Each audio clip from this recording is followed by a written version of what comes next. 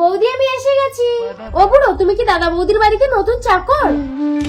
বাবা তোমার এই কি অবস্থা? তোমার এত কিছু থাকতে তুমি নিজের বাড়িতে নিজেই চাকর? আমার সব কিছু বৌমার নামে লিখে দিয়েছি। আরে একলা বন্তি কখন আসলি? আমি ঠিক সময় এসেছি দাদা। আমাকে ফাঁকি দিয়ে বাবা সবকিছু লিখে দিয়ে বাবাকে দিয়ে চাকরের কাজ করাচ্ছো? না মানে কেন, কি হয়েছে ঠাকুরজি? আমি করাচ্ছি। বৌদি তুমি না একজন স্কুল টিচার? হ্যাঁ তো, বুড়ো বসে বসে না খেয়ে কাজ করলে শরীর মন দুটোই ভালো থাকবে। দাদা তুই বৌদিকে কিছু বলছিস না কেন? মিষ্টি চুপ করো না।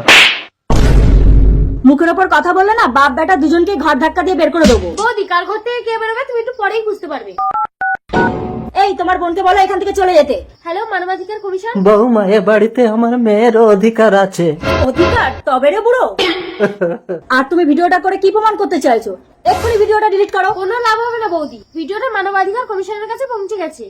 আমরা মানবাধিকার কমিশন থেকে এসেছি। শুনলাম এ বাড়ির বৌমা বৃদ্ধ শ্বশুরের উপর টর্চার করছে, তাকে দিয়ে বাড়ির সমস্ত কাজকর্ম করাচ্ছে। স্যার, কেসটা ক্লোজ করতে কত টাকা নেবে? আপনার শ্বশুরের সমস্ত সম্পত্তি ফিরিয়ে দিন, আর এই নিন আপনার চাকরির পদত্যাগ পত্র।